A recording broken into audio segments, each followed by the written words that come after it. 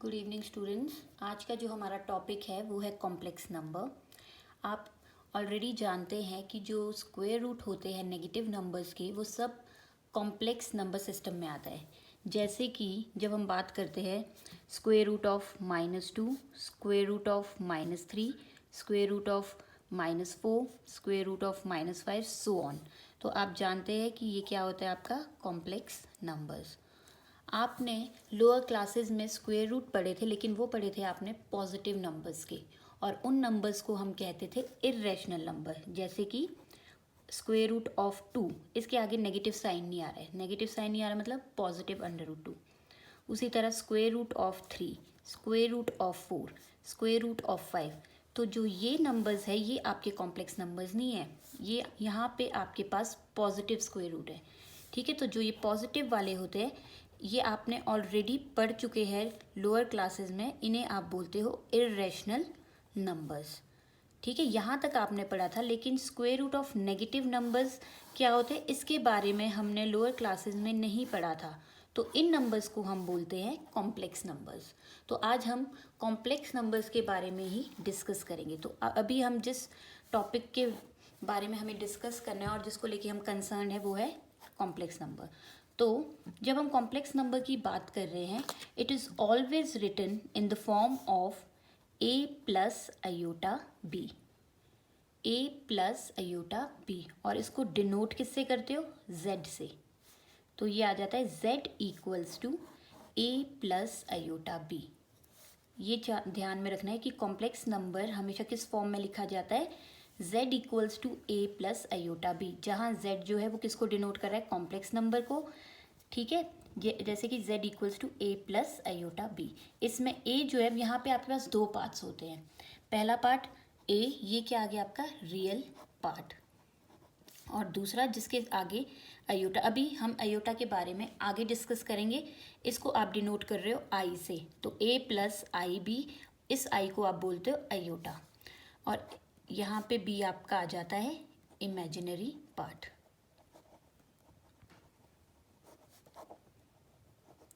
ठीक है, जब भी कॉम्प्लेक्स नंबर्स के बारे में बात कर रहे हो आपके पास एक रियल पार्ट होता है, एक दूसरा आपके पास इमेजिनरी पार्ट। अब आपको कैसे पता लगेगा कि रियल पार्ट कौन सा है, इमेजिनरी कौन सा है? जहाँ पे आपके पास अयोटा नहीं है, जिस टर्म के आगे आपके पास अयोटा नहीं है, वो वाला पार्ट आपका रियल पार्ट है, और जिस टर्म के साथ आपका अयोटा लगा हुआ है वो वाली टर्म आपकी इमेजिनरी है। बिल्कुल सिंपल वर्ड्स में बता रही हूँ, जिसके साथ अयोटा नहीं लगा है उसे रियल पार्ट बोलोगे, और जिसके साथ अयोटा लगा हुआ है उसे इमेजिनरी पार्ट। अब यहाँ पे कुछ एग्जाम्पल्स दूंगी। एग्जाम्पल 1, जैसे कि सपोज कर लो आपको दिया है z equals to 3 plus iota 4। तो इसमें आपका रियल पार्ट क्या होगा, तो आप लिखेंगे कैसे, रियल पार्ट ऑफ z। अब इतना बड़ा लिखने के बजाय हम क्या लिखते हैं, आर ई ऑफ जेड। ठीक है, रियल पार्ट ऑफ जेड। तो ये लिखने के बजाय आप ये लिख सकते हैं आर ई ऑफ जेड। अब यहाँ पे देखो रियल पार्ट कौन सा होगा इन दोनों में से, 3 क्यों होगा, क्योंकि इसके साथ अयोटा नहीं लगा हुआ, तो R E of z equals to 3।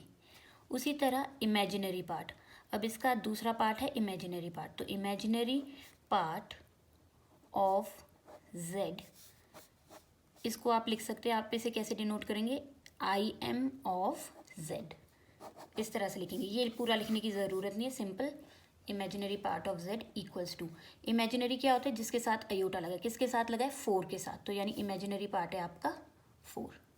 Clear. उसी तरह और एग्जाम्पल्स कर लेते हैं हम इसी से रिलेटेड। सपोज आपके पास है z equals to 2 minus iota 3।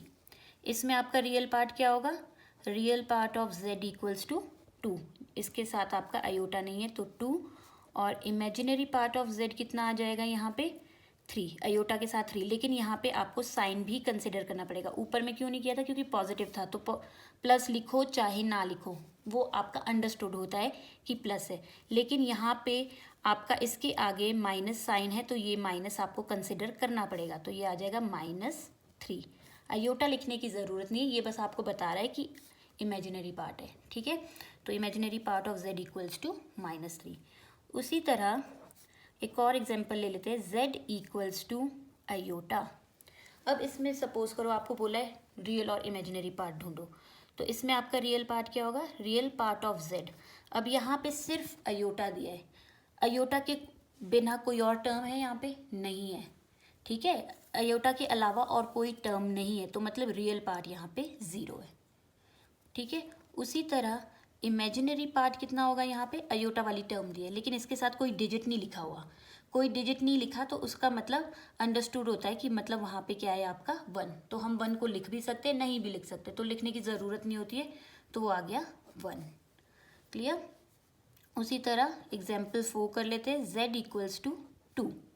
अब इसमें रियल पार्ट क्या होगा, रियल पार्ट यहाँ पे आपके पास बिना अयोटा के टर्म क्या है आपके पास 2, तो real part of z equals to 2। और इमेजिनरी कितना होगा, यहाँ पे अयोटा वाली कोई भी टर्म नहीं है, इसमें कहीं पे भी अयोटा नहीं दिख रहा ना, मतलब 0।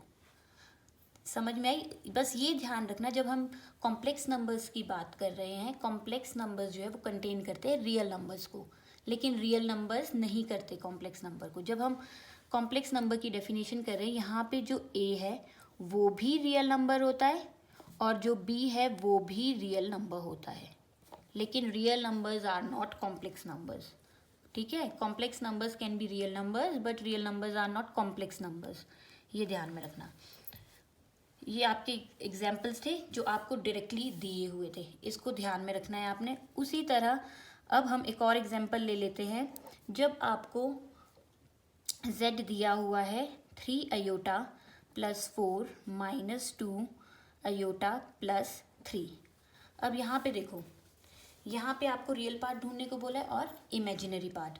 अब रियल पार्ट यहाँ पे बिना अयोटा वाली टर्म्स देखनी है, वो रियल पार्ट है।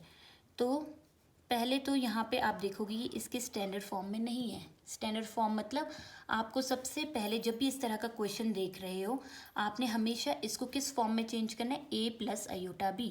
a प्लस अयोटा बी इसका स्टैंडर्ड फॉर्म है, ठीक है। मतलब इसका मतलब क्या हुआ स्टैंडर्ड फॉर्म का, रियल पार्ट पहले अलग करो, इमेजिनरी पार्ट अलग करो, उसके बाद देखो कि रियल पार्ट क्या है, इमेजिनरी क्या है। जैसे कि z इक्वल्स टू, अब सबसे पहले रियल पार्ट्स कौन से इसमें जिसके साथ अयोटा नहीं है, यानी कि एक 4 आ गया और दूसरा 3 आ गया।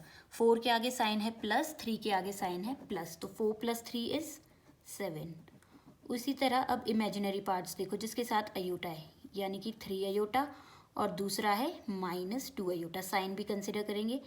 तो 3 अयोटा माइनस 2 अयोटा कितना हुआ, अयोटा तो सिंपल आप वैसे लिखते 3 माइनस 2 इज 1, तो यानी प्लस अयोटा। तो रियल पार्ट अलग हो गया, इमेजिनरी पार्ट अलग हो गया, यानी ये आपका स्टैंडर्ड फॉर्म में आ गया। अब देखो यहाँ पे रियल ऑफ जेड क्या है, real of z is 7, imaginary of z is, iota के साथ कोई डिजिट नहीं लिखा मतलब 1, ठीक है। आप इस चीज़ में कंफ्यूज करते हो, आप 0 लिख देते हैं, 0 नहीं लिखना है, अयोटा यहाँ लिखा हुआ है। जब अयोटा लिखा हुआ है तो यानी 1, अगर अयोटा नहीं होता सिंपल 7 होता तो इमेजिनरी पार्ट 0 होता, लेकिन इस केस में 1 है। क्लियर यहाँ तक। ये मेरे को लगता है काफ़ी है, ये इतने एग्जाम्पल्स आपको ये समझाने के लिए कि रियल पार्ट क्या है, इमेजिनरी पार्ट क्या है। अब हम रियल पार्ट और इमेजिनरी पार्ट जो हमने पढ़े थे, कॉम्प्लेक्स नंबर के 2 पार्ट्स होते हैं, real part, imaginary part. I hope ये आपको सबको समझ में आ गए होंगे कैसे आप ढूंढ सकते हैं। अब हम बात करेंगे अयोटा के बारे में, जो हम आगे डिस्कस करेंगे। तो नेक्स्ट आ जाता है अयोटा। अब देखो अयोटा को आप जो है डिनोट करते हैं आई से, और अयोटा को स्पेल करते हैं IOTA। ये बस आपको प्रोनाउंस कैसे करना है वो बता रही हूँ। आई यानी अयोटा, ये क्या डिनोट करता है, इसे आप बोलते हो इमेजिनरी पार्ट, अयोटा की वजह से जो आता है, ठीक है। अयोटा इमेजिनरी पार्ट बताता है आपका। अब इसमें अयोटा की जो वैल्यू है वो कितनी होती है, ऑलवेज √-1। ये आपने हमेशा के लिए याद रखना है, अयोटा इक्वल्स टू √-1। अयोटा किसने आपको इंट्रोड्यूस कराया था, आयलर ने, ठीक है। तो जो ये टर्म है ये कहाँ से आई, आयलर था मैथमेटिशियन, उन्होंने इसको डिस्कवर किया था।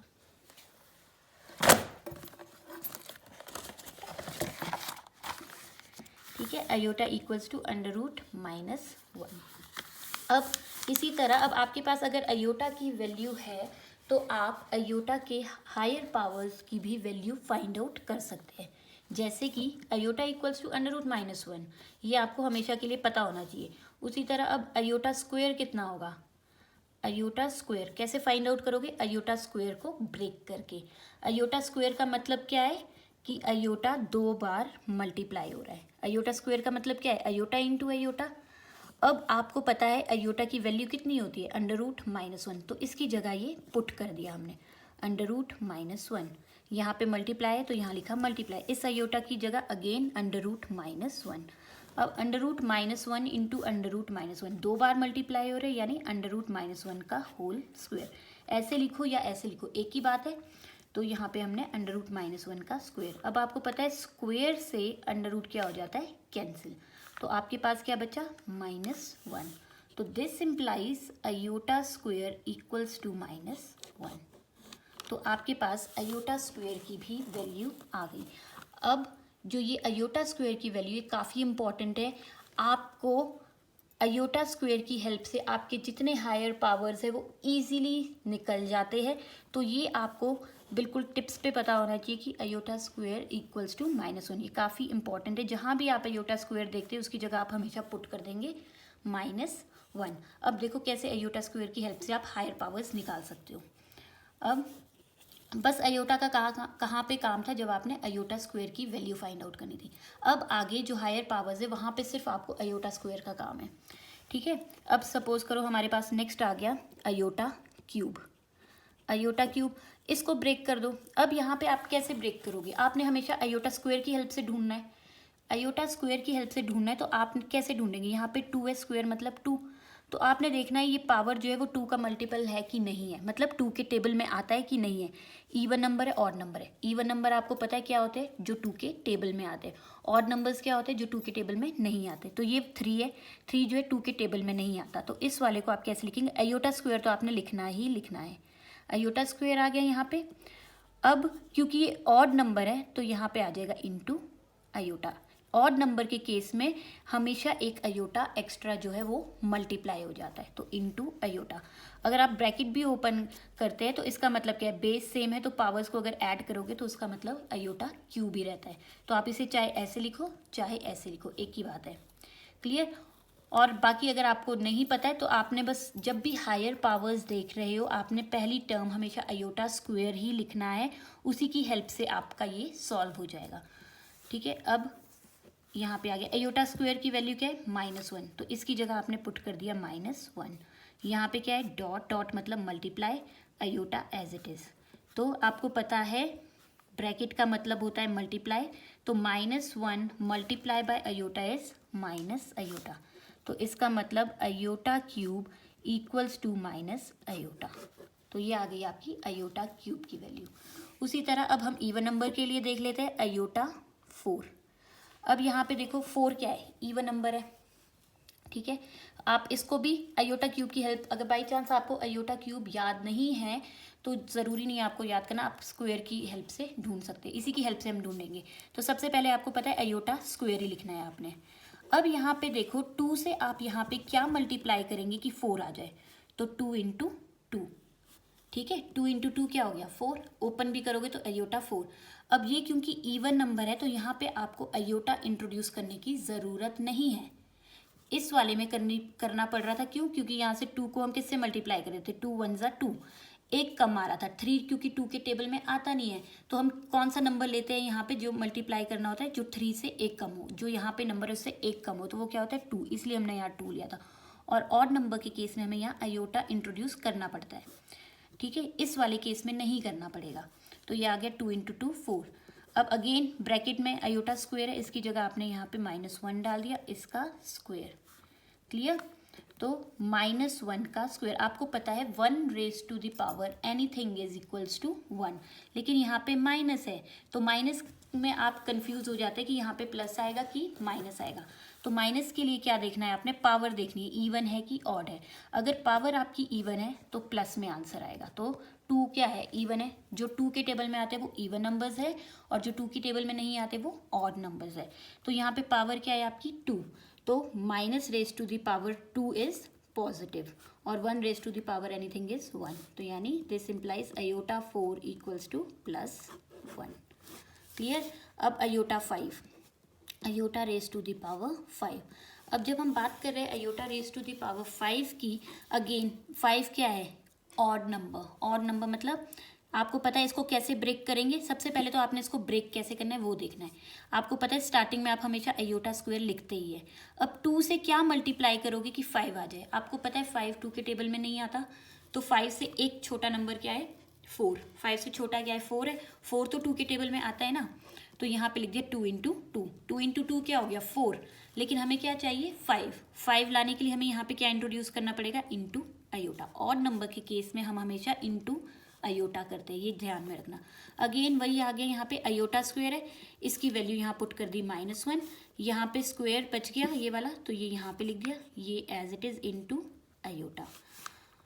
-1 का स्क्वायर, अगेन 1 की पावर जो भी होगी वो 1 ही रहेगी, माइनस की पावर इवन है तो यानी +1 इंटू अयोटा। तो ब्रैकेट मतलब multiply, 1 into iota is iota. तो दिस इम्प्लाइज अयोटा 5 की वैल्यू कितनी आ गई, अयोटा। अब हम बिल्कुल हायर पावर्स के लिए करते हैं, ठीक है। ये तो अयोटा 5 तक था। अब सपोज कर लो हमारे पास है iota raise to the power 100। इसको कैसे सॉल्व करोगे, ये भी अयोटा स्क्वायर की हेल्प से ही होगा। इसको ब्रेक करना पड़ेगा। अगेन आपको पता है सबसे पहले क्या लिखना है आपने, 2।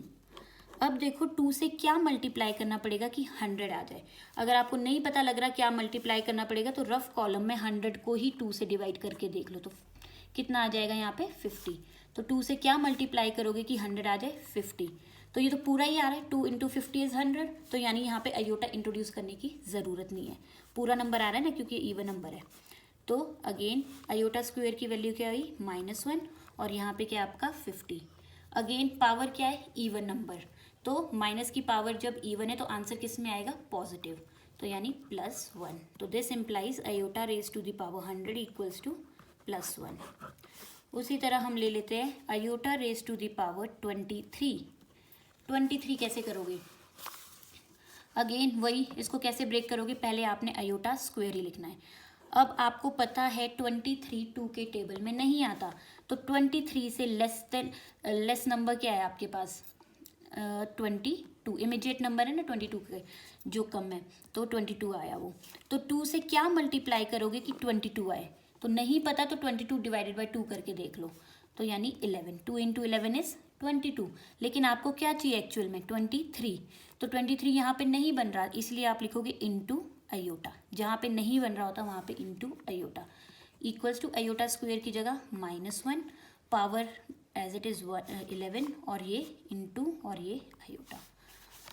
फिर यहाँ पे आपके पास आ गया इक्वल्स टू, माइनस की पावर है 11। 11 ऑड नंबर है कि इवन नंबर है, ऑड नंबर। ऑड नंबर क्यों, क्योंकि ये 2 के टेबल में नहीं आता। 2 के टेबल में नहीं आता तो आपका आंसर यहाँ पे किस में आएगा, माइनस में ही। तो 1 raise to the power anything is 1, लेकिन माइनस की पावर क्या है, ऑड है। ऑड है तो यानी यहाँ पे माइनस आएगा, -1 इंटू अयोटा। तो this implies iota raise to the power 23 कितना है, -1, ब्रैकेट मतलब होता है मल्टीप्लाई, तो -1 मल्टीप्लाई बाय अयोटा, ये हुआ इसका मतलब। तो this implies iota 23 equals to minus iota. ठीक है, क्लियर। बाकी भी आप हायर नंबर्स के लिए इसी तरह आप सॉल्व कर सकते हैं, चाहे iota raise to the power 1000 आ जाए, iota raise to the power 500 आ जाए, कुछ भी आ जाए, आपने पहली टर्म हमेशा स्क्वायर रखनी है, स्क्वायर से मल्टीप्लाई करके आप सॉल्व कर सकते हैं। तो इसी तरह आप हायर टर्म्स के लिए भी फाइंड आउट कर सकते हैं। क्लियर यहाँ तक। उसी तरह अब हम करेंगे conjugate of complex number, of complex number. जो कॉन्जुगेट होता है कॉम्प्लेक्स नंबर का, बिल्कुल सिंपल वर्ड्स में बता रही हूँ, कुछ नहीं है, बस एक छोटा सा टॉपिक है। इसमें आप इस कंजुगेट को हमेशा किससे डिनोट करते हो, Z बार से। किससे डिनोट करोगे, Z और इसके ऊपर बार। कंजुगेट में क्या होता है, कुछ नहीं, जो आपका इमेजिनरी पार्ट होता है हमेशा उसका जो साइन है वो क्या हो जाता है, चेंज। जैसे कि सपोज करो आपको कॉम्प्लेक्स नंबर दिया है Z equals to A plus iota B। आपके पास कॉम्प्लेक्स नंबर है, आपको बोला फाइंड इट्स कंजुगेट। कंजुगेट मतलब जेड बार आपको फाइंड आउट करने को दिया, तो ये कितना बन जाएगा ए। अब इमेजिनरी पार्ट है ये वाला, इसके आगे वाला साइन क्या है प्लस, तो कंजुगेट में क्या हो जाता है इमेजिनरी पार्ट का साइन चेंज, तो यानी ये प्लस था तो ये क्या हो जाएगा माइनस अयोटा बी, तो ये आ गया इसका कंजुगेट। बस इसके एग्जाम्पल्स करेंगे, जैसे कि एग्जाम्पल 1 आपको दिया है z equals to 3 minus iota 4, तो इसका कंजुगेट कितना होगा, तो कंजुगेट ऑफ z कितना हो गया इक्वल्स टू 3। अब अयोटा के आगे साइन क्या है माइनस, तो कंजुगेट में ये साइन क्या हो जाता है ऑपोजिट आता है, अगर यहाँ माइनस है तो कंजुगेट में क्या बन जाएगा प्लस अयोटा 4, तो ये आ गया कंजुगेट। उसी तरह हमारे पास एग्जाम्पल 2 आ गया, z दिया है आपको अयोटा, तो z का आपको बोला है कंजुगेट फाइंड करो, तो z bar equals to aorta के आगे कोई साइन नहीं, मतलब क्या साइन है फिर वो अंडरस्टूड होता है वो है प्लस, तो यानी ये आ जाएगा माइनस अयोटा, हमेशा अयोटा के आगे का साइन चेंज होगा। उसी तरह आपको दिया है 3 z इक्वल्स टू 2, तो अब आपको बोला इसका कॉन्जुगेट ढूंढो, तो इसका कॉन्जुगेट क्या होगा z बार इक्वल्स टू, इस केस में यहाँ पे कहीं पे भी अयोटा वाली टर्म नहीं है, ये क्या है आपका रियल नंबर, या फिर आप बोल सकते हो रियल पार्ट, कुछ भी बोल सकते हो, ठीक है। अगर नंबर नहीं बोलना तो रियल पार्ट है, रियल पार्ट में तो अयोटा होता ही नहीं है, और कंजुगेट के वक्त अयोटा के आगे का साइन चेंज होता है, रियल पार्ट के आगे का साइन नहीं चेंज होता, तो कॉन्जुगेट जो होता है रियल पार्ट का वो सेम ही रहता है, रियल ही रहेगा, 2 ही रहेगा, जो आपका कॉम्प्लेक्स नंबर है वही आपका कंजुगेट भी रहेगा, रियल पार्ट का साइन जो है आपका चेंज नहीं होता, ये हमेशा ध्यान रखना है। Conjugate of real part is same as complex number, ठीक है, तो वही रहेगा। जैसे अगर आपको यहाँ पे दिया होता 4th z equals to -4 plus 2 iota, इसका कंजुगेट ढूंढने को बोला है, तो ये कितना आएगा z बार इक्वल्स टू, आपको पता है ये रियल पार्ट है, ये सेम ही रहेगा, रियल पार्ट आपका सेम रहता है, साइन किसका चेंज होता है इमेजिनरी पार्ट का, तो ये प्लस था, ये क्या हो जाएगा -2 अयोटा। आई होप आपको ये यहाँ तक समझ आ गया होगा। हम आज का टॉपिक यहीं पे ही क्लोज करेंगे, और यहाँ तक आपको ये समझ आ गया होगा कंजुगेट तक, मैंने काफ़ी एग्जांपल्स भी दिए, तो इसको अच्छे से कर लेना। Okay, thank you.